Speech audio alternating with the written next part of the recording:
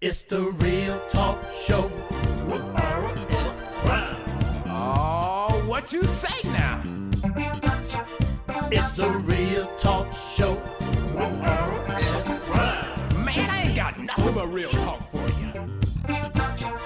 It's the Real Talk Show with R.S. Brown. Hold up, man, we got to start the show. It's the Real Talk Show. Well, hello and welcome to Real Talk with R.S. Brown. I am R.S. Brown. Listen, we're going to have a special show today. Not a different show, but a special show today. What we're going to talk about is what the things that have been going on in this world with the police brutality. Yeah, we got to talk about it today. And I'm going to tell you, today we're going to put it where the ghosts can get it. We're going to put it right there with you where you can understand it. Some of you guys may not agree. I know it's understandable, but everybody has their own opinion. I respect that, all right? So give yourself. Put on your straps and put on your boots because it's going down right here on Real Talk with R.S. Brown. Man, I need help. Come on in. You're tired of getting messed up and you want to get shaped up so that you can level up. Come see Coach Neighbors at Tobacco Road Barbershop, 2587 Tobacco Road, Evansville, Georgia, 30815. Give me a call at 706-394-0617. Again, 706-394-0617. Come holler at me. Put me in the game, coach. Hey, I told you we're going to do a show today just kind of focusing on what's going on in the area. We all know that it's been some tough time for people of color, African Americans. And so I tell you, I'm here with Renz Renee, and I had to call you into the studio here. We've been doing a lot of, working from a distance. Yes. We had to call in for such a time as this. So, Renz, what have been some of your thoughts about what's been going on around? Well, it's really been, I won't say stressful, but it has definitely taken a toll on my psyche, Yeah. because of some of the things that have been tragically happening in my hometown of Louisville, Kentucky. And so it's been pretty tough for me. So we've seen a lot of people get arrested, looted, killed, from reporters, from innocent, just people, bystanders. I seen on the news just the other day where a young lady, she was just walking to the grocery store, and when she came back, she got shot by a rubber bullet. She had no dealings with the protest, no dealings with anything. She got shot by a rubber bullet. So I thought that was kind of crazy. And so, what are some of the things, methods you've been doing to try to keep yourself, kind of sane during these times? Well, basically, I have really just been in that meditating mode. Yeah. In that meditating mode, because I know that I still have to be strong and keep my mentality in a place that which I can explain the things that are happening to my 14-year-old son, who is totally confused with everything that's going on. Wow. So it's been pretty tough. As a mother, I know, like you say, you think about that every day. How does that make you feel? I don't even want to say how does it make you feel, but how are you, it's so hard to even explain this right now, because I can't believe I'm having this conversation, but how are you explaining to your son what's going on? How is that happening? That has been quite different for me, because my son has really kind of been sheltered, you know what I mean? And as far as I know, he hasn't had any issues that has been such one that he has to come to me about, well, Mom, I'm being, treated different or this or that. But just seeing it on television, he is like, well, wait a minute now, because Black history is not taught Right. in the schools, like it was for us. And so all of it is just totally brand new, because we do have discussions, because of course my son is a Black male, and I've had to explain to him a little early on in life that he's gonna deal with some challenges. And of course, they hear you, but they don't hear you. And now we have this. And now he's like, oh, so that was some of the things that you were talking about a couple years ago, or things like that. So it's coming into play, but it's still not quite connecting because he hadn't had the experience yet. He's just watching it on television, and he's seeing all the rioting and all the people, protesting. And now he's trying to put the pieces together. But I guess until he's affected by it, it won't really resonate. Yeah. Wow. Well, listen, we're going to talk about this all day today during the show. And so we're going to go to, you actually did a special Porch Talk TV today, a special segment spotlighting, the different people who may have lost their lives due to the incidents that's been going on now. So we're going to go to that right now. You want to say anything, bringing it in, or you just want to go right to the clip? We can go right to the clip. All right, we're going to go right to Porch Talk TV.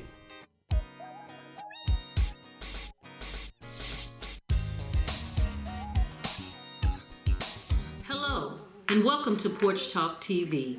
I'm your host, Renza Renee.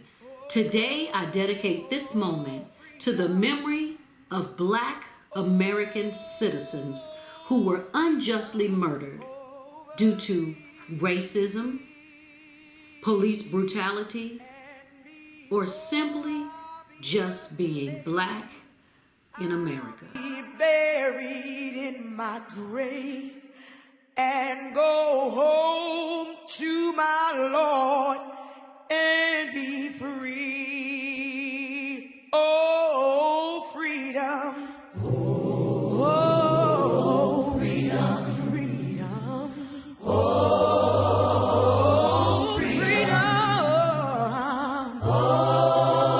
Oh, freedom over me. Over me.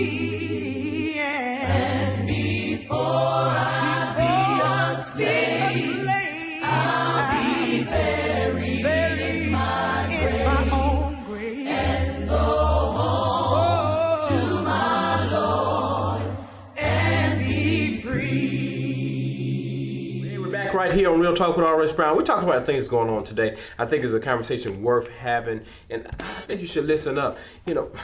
It's crazy, Renzo. It's been crazy out there, and even 2020 has been serious. 2020 has been a piece of work. Yeah, and with from the corona and everything like that, and I know we're kind of close now, but trust me, we've been taking care of to make sure that we're good.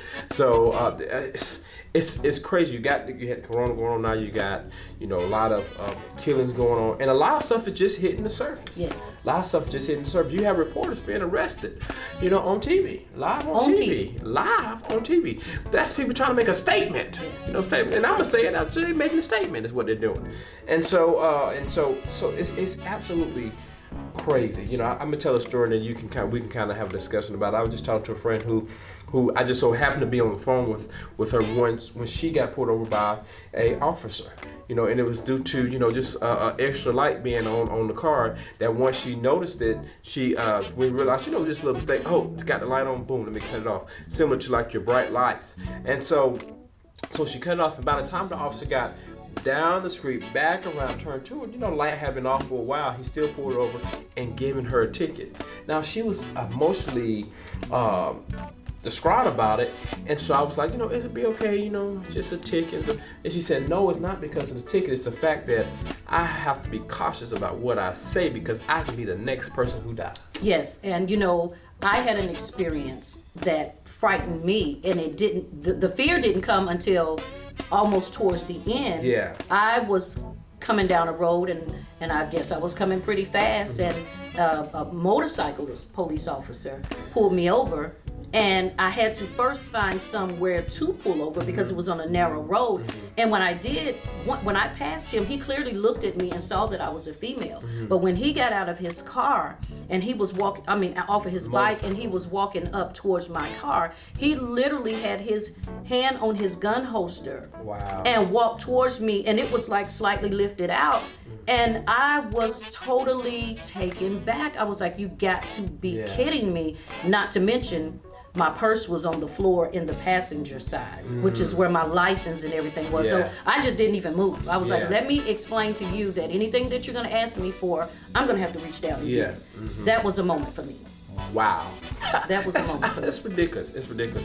You know, and I'm not a person to, you know, to try to start anything or anything like that, but and shout outs to the CSRA for some amazing protests that have been peaceful and really just pretty much making a stance. But I'm gonna tell you, Riz, I was just thinking, I said, you know, we need to come up with a movement where, you know, if we pull over together is what I call it. Pull over together. If one person gets pulled over, you pull over right inside. You don't get out your car. You don't get out your car. You just pull over with them and just sit there with them until the police let them go. Because of the fact that they do that now. Yes. It's going to be 2 to 3 vehicles at all times. And I've seen situations where I was very nervous and I wanted to pull over for the sake of the person. Exactly. You know. Exactly. I'm going to start doing it. I'm going to start doing it because I think it's important. If they can have 2 or 3 carloads over, then we can have 2 or 3 carloads over too. Now, let me tell you something. I'm not trying to bash all police. Not all police or law enforcement is bad. I have a lot of great friends who are part of law enforcement, and they're fed up too, you know. But we have to wean out the bad apples in the bunch, and so this is my way of, I just say this: when we pull over together, let's just pull over together, and I'm just gonna say it. You know, repercussions later if you want to. I'm just gonna say pull over to beg for forgiveness later. Yeah, that's just what it is. You know, and like I said, you don't get out your car, just pull over on the side with them and just wait as a common courtesy. All right, just like if somebody had to get out their car by themselves, because I've been pulled over several times. You know, once in a car, I used to have a 98 Lincoln Town car, and that car was associated with drugs for some reason, and so I would get pulled over all the time. And I was always alone and by myself, and I never knew what would go on. And I'm always nice to the officers. Also, most of the time was nice to me, but it was always a dumb reason why I was pulled over. Correct. It was always a dumb reason. It was never, you know, a reason that I seen that was credible, or that I would talk to some of my officer friends that would be credible. And so, you know, we have to watch out for things like that. We have to watch out for things like this. But what I do employ everybody to do: you're pulled over, stay calm. Don't get an attitude. You know, whether white, black, green, or yellow, don't get an attitude. You know, you if you want to fight what's right, do it in court. Do it in court, because you still have to go to court before you pay the still have to ticket. go. You know what I mean? Now, unless you choose to pay it. Unless you choose in advance. Exactly. So then I mean, hey, you know, but do the right thing. I mean, if you know that was you, then then it was you. Take care of it. Yeah, take care of it. You know, I had to do that once before myself. You know, but we have to do something different. Yes, we have to. You know, this is very uncomfortable.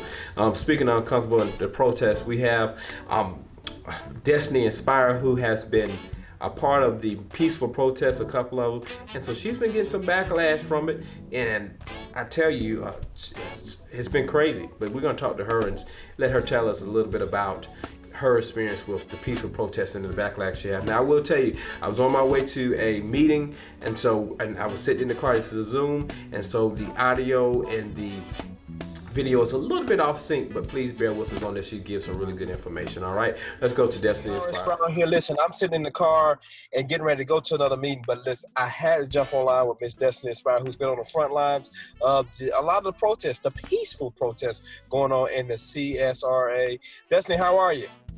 I'm well, RS. How are you doing today? I'm doing well.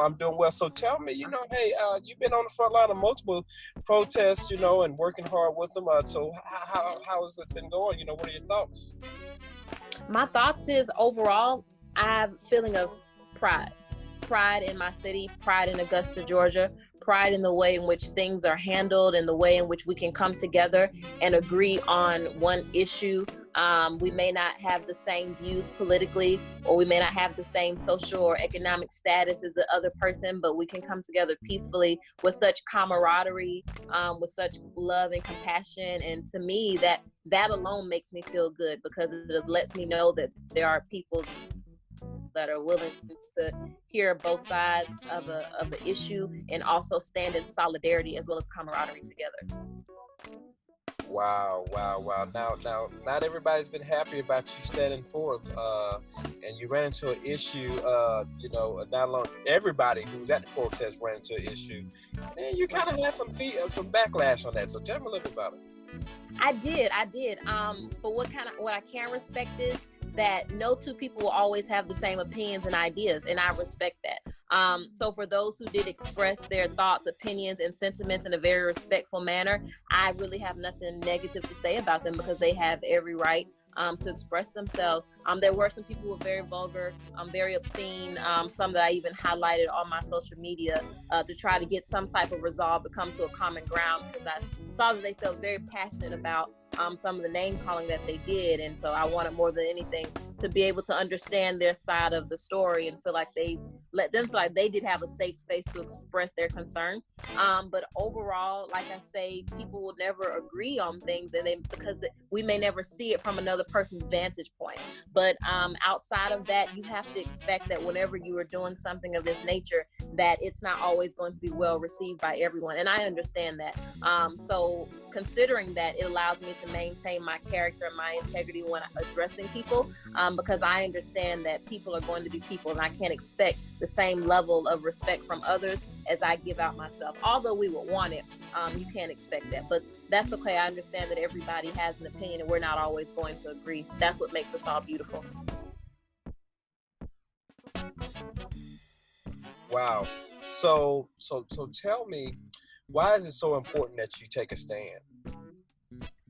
Well, it's important that I take a stand because one, it's Dr. Martin Luther King that says, at some point you must take a position that's neither safe, nor politic, nor popular, but you must take that position for conscience sake that tells you that it's right. And so for me personally, my conscience is what tells me that this is the right thing to do. I've never done this before. I've never protested before. I've never been vocal before about any type of issue of such. But where I am and where I am growing and evolving to as a woman, not just a Black woman, but as a woman coming into my own identity and deciding on my own destiny, I have to go with what my conscience says. And so I can't sit back and take a back seat to something, especially an issue that is pressing to not only myself, but my entire identity of being an African-American person, because I have to consider what's taking place in our nation and consider that what if it came knocking on my door, literally to my father, my brother, to my sister, as it was Brianna. So I have to do this because it's the right thing to do. And there's a quote by Rollo May, and it says that the opposite of courage in our society is not cowardice, but it's conformity.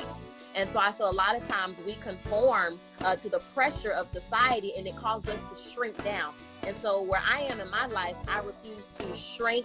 I refuse to dim myself for the sake of making anyone else comfortable. So if I feel that something deserves a voice, it's my responsibility as a person, for one, with values and morals. I'm not perfect by any means. I have many flaws, but if I have morals and values for myself, I can't just sit back and allow the mistreatment of humanity in general. And that's what this entire movement is based upon. It's humanity and justice for human life, and specifically the Black lives that do matter. Wow. So tell me, what are some things that you've been telling people, that they need to do far as the next step? Tell me about that.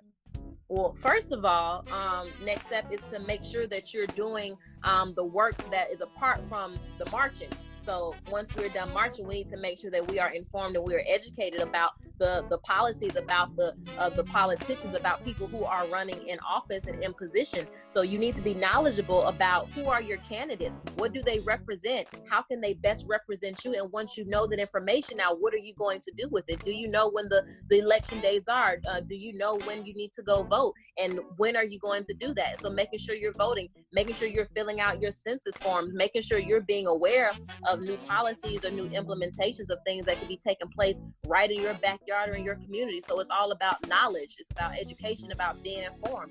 And I must say that I'm guilty that previously I have not always been this involved. But I feel like if I still have breath in my body and I'm still alive and I have such a platform where anybody listens to anything that I have to say, then it's my moral obligation, my moral duty to step up even in my own life and to be a real light outside of just inspiring and empowering people with words, but empowering them with action, with boots on the ground, and being an example, even with flaws, even with imperfections, but really being an example of how to live out this life holistically. Wow. So what would you say for the people who's sitting back, and now realizing, hey, I need to stand up and I need to start making a difference, or at least standing with someone? whether in a protest or, going to write in City Hall or however they want to do it, what would you say to them to encourage them or, however? I want to give them this thought. I said something on one of my lives, and a few people reached out to me saying that those words kind of really hit home for them.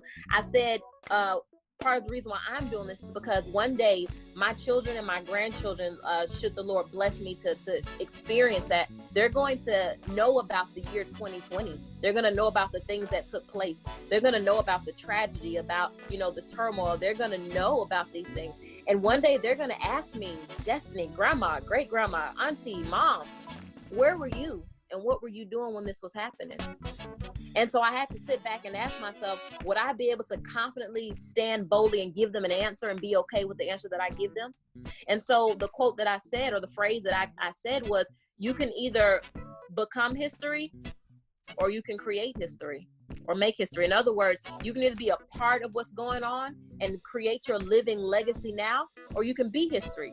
Meaning no one remembers what you did. There was no impact. There was no real memory of you because you didn't do anything in your lifetime that represented anyone other than yourself, or that was impactful, that made a difference. And RS, I don't want that to be my narrative. And I will hope that who's ever listening to this, that you wouldn't want that to be yours. Knowing that you have the power and the opportunity to create a change in your lifetime that you can see in such unprecedented times as these. I admonish you and I implore you, like I earnestly advocate that you would do something. Don't just look at yourself and your life and feel like because it has not directly touched me. Dr. King says whatever indirectly touches one directly affects us all. So just because you may not see it today, tomorrow it could be you. And one day I would want someone to stand up for me. I would want somebody to have a voice for me if I didn't have one, if I was helpless, if I didn't have someone to come and rescue me or help me, I would want that. And so in return, I have to do that. I have to be that. And so I would tell anyone who's teetering on the precipice of a decision, choose. Are you going to take a stand for something that's going to impact generations to come? Or will you allow yourself to shrink back into comfortability? Wow. Hey, there you have it, everybody. Destiny Inspires. So tell everybody, how can they follow you and some of the things you have going on? Yeah, so they can follow me. For all women, I have an app called Crowned, CROWNED, Crowned by Destiny Inspire.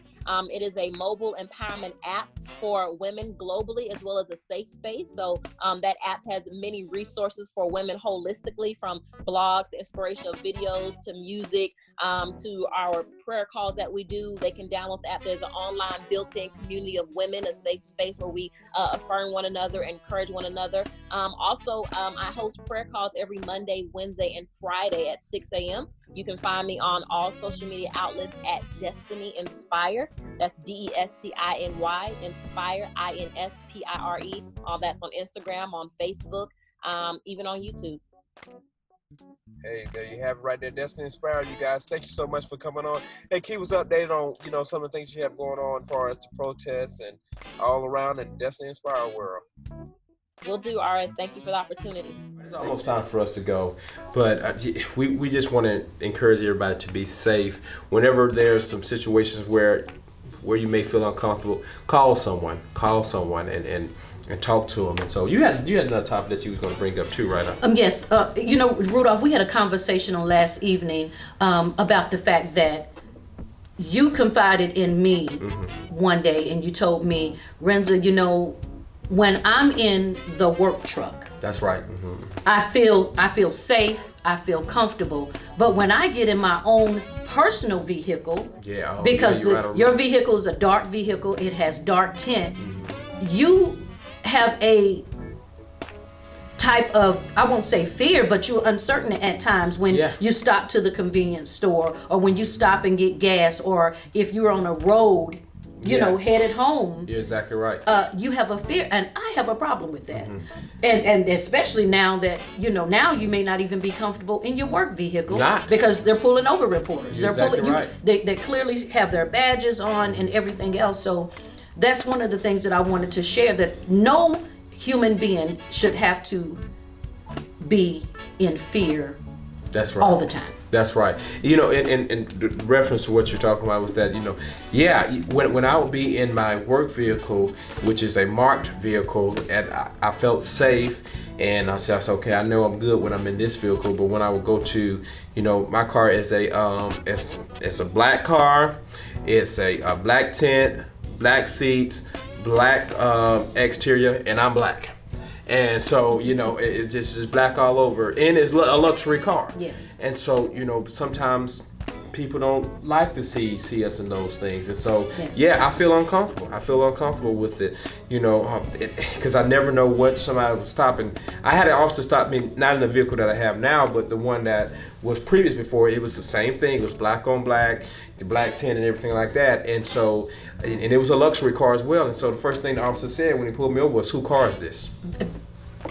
First thing he said. Yes, I have "Whose a friend. car is this?" The same thing. He has a luxury car that he keeps in his garage. He doesn't even drive it because he Yeah. said, well, he does drive it, but every single time Yeah. he's in it, he's pulled over, and a officer has actually asked him, "Well, what kind of job do you have that you can ride in a car like that?" Exactly, because it's almost unexpected for you to have that, especially as a young African American man. As a young black man, they don't expect for you to have that, you know. And so I have a problem with that. I'm not okay with that. I'm not okay with that. And so yeah, and now, like you say, with everything going on, I don't even know if I can feel safe in my work vehicle, because they're, like you say, they're arresting reporters and everything now live on TV, which is ridiculous. And if you don't know what I'm talking about, Google it. And if you don't see something wrong with that, then something is wrong with you. I said it. Yeah, this is a day we going off the script and we going bold today. We're calling a spade, and it's time to put it where the ghosts can get it. It's time to put it where the ghosts can get it. We're tired of just trying to, you know, sugarcoat it. We got to put it where the ghosts can get it today. And I want to tell them something. And I shared this last week. I'm going to share it again this week. Some of you guys out there may, you know, be really dealing with this hard. The whole situation, what's going on with 2020 as a whole. It's okay to say you're not okay. It is okay. It's okay to say that you're not okay. I had to face that this week. Last week I should say, when I first brought on the show. If you're not okay, it's okay. It feels a lot better to express that you're not okay. Yes. Own it to yourself to say that you're not okay. I had to do that this week. I was not okay, and I had to do it last week. Was not okay, and it feels a whole lot better when you say, and pray about it. Pray about it, you know, and that's like my prayer was, you know, God, I'm not okay. That's right. What can I do, because I am not okay? Yeah, I prayed about it. So And the thing is, fight and pray. And Yes. fight doesn't necessarily Yes. mean physical. that's right. It doesn't necessarily mean physical. Fight and pray. Yeah, you're exactly right. Well, listen, we gotta go. We're glad you tuned into the show today. You've been tuning into Real Talk with R.S. Brown, and like I say, every Saturday, Sunday, Monday, Tuesday, Wednesday, Thursday, Friday, if better is possible, good is not good enough. So just be in the zone of better. Don't just be great, but be the greatest. R.S. Brown here, and we gotta sign off.